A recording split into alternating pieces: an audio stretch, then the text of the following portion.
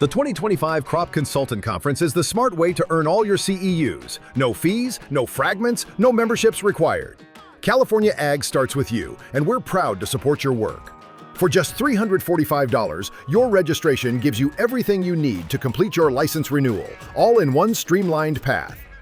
At the in-person conference, you'll get 2 full days of expert-led education, access to 80-plus ag exhibitors, valuable networking, a hosted mixer with complimentary drink tickets, and first-class meals and refreshments both days. This July, independent consultants and members of key industry groups qualify for an exclusive $50 discount. Just use your code at checkout. This conference is built for you, your field, your future, your CEUs, delivered the smart way. Register now at myaglife.com/CCC and make 2025 your strongest year yet.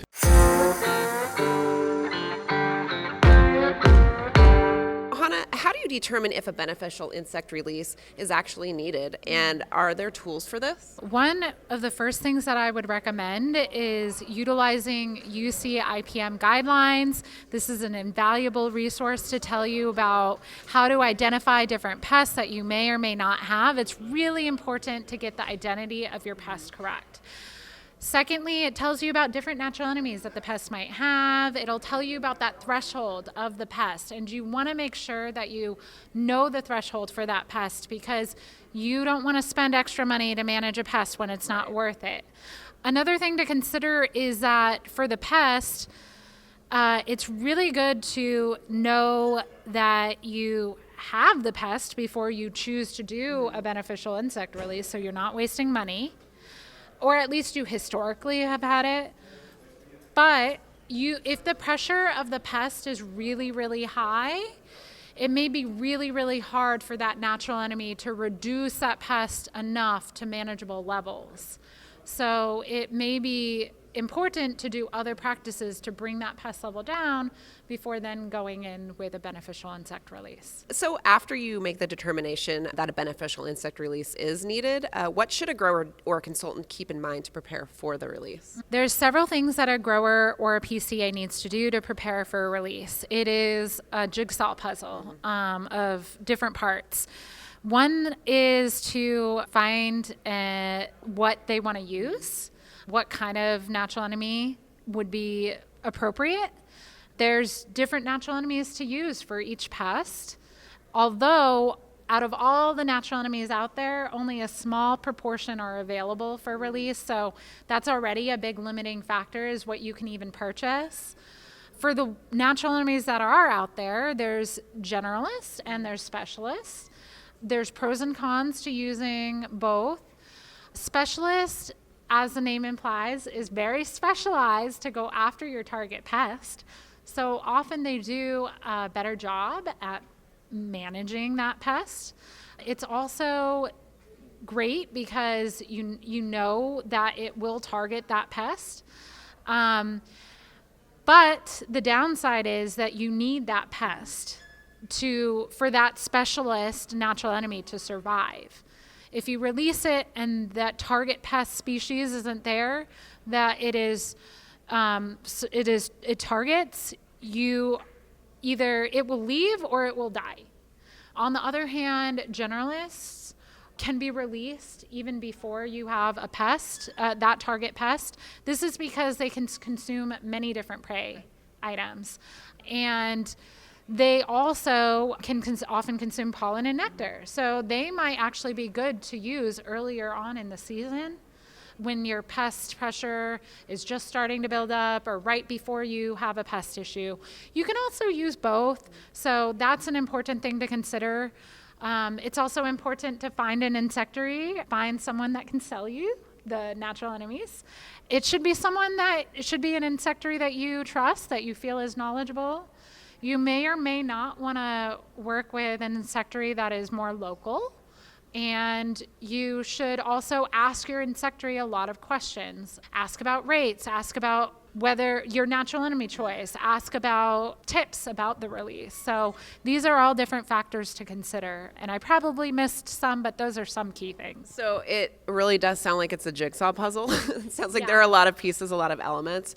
So What are some optimal release methods that growers and consultants can implement? Are there some things that are more optimal for some growers than others? Does it just depend from grower to grower? Yeah, so different release methods will depend on the natural enemy. So some natural enemies, you're limited to specific releases.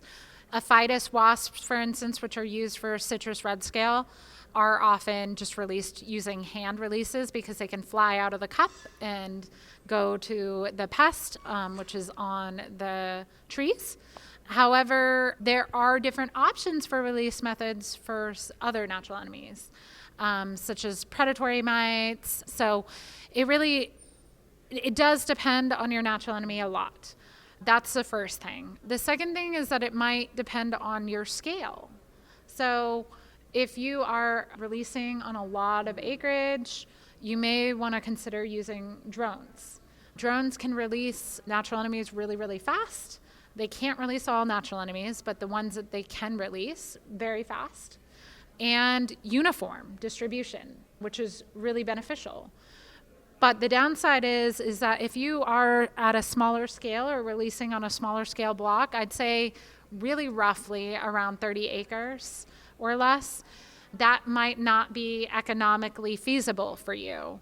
With that in mind, you may resort to doing something like a hand release, or I've worked with growers that design reverse leaf blowers and are able to blow on their natural enemies. Or you can release using one of these altered methods, like some of the insectaries produce slow release sachets for certain natural enemies that you can clip onto the crop plants. Or you can release out of the side of a truck or an ATV while driving down rows, but depends on the safety of doing that and the passability of the rows. So there's a lot of different methods, it sounds like. Yeah. So once a release is done, why is it important to continue monitoring afterward, and how is monitoring done? Monitoring is really important. It is key to know what your release may or may not have done. Before and after release, it's really important to continually monitor for your target pests, and then monitor for the natural enemy that you released, plus other natural enemies in the system. This will let you know whether you actually got a pest suppression or whether nothing happened. Also, for natural enemies, it will allow you to see whether the natural enemy that you released was even established or what may have happened in general for this. So it's really important to monitor. Given that it's really involved, I do want to say that planning is important. I always say that when planning a release, break out the calendar, look at your dates, give the insectary, and if you're going to do a drone release, the drone company, plenty of time, especially for larger orders. You also have to reduce the amount of time that the natural enemy is in transit. You want to get it fast, ideally overnight. And then also you're planning with the farm. You have to make sure that there's no pesticides being applied, that the irrigation ideally is, especially if it's micro sprinklers, isn't running while you're doing a release, but it's good if it's running before or after the release, because humidity and water is actually good for the natural enemies to have. It's a jigsaw puzzle, it takes a lot of planning, and it can be difficult. Releasing also takes time to figure out. So you may have to try this and then try again. Tinker with rates, tinker with natural enemy choice. Tinker about if you can see whether the farm can shift to softer pesticide use to make sure that the pesticides being used are not just killing the natural enemies being released. Pesticide use is really important. Yeah. These are just a couple of the things to consider while doing a natural enemy release. Just to wrap it up, do you have any place to direct growers who might be interested in insect release? Yeah, so as I mentioned, there are a lot of insectaries that you can reach out to get more information, but you can also reach out to me. You can contact me at hanna@caff.org. Love to hear from you and see if I can help you with your release.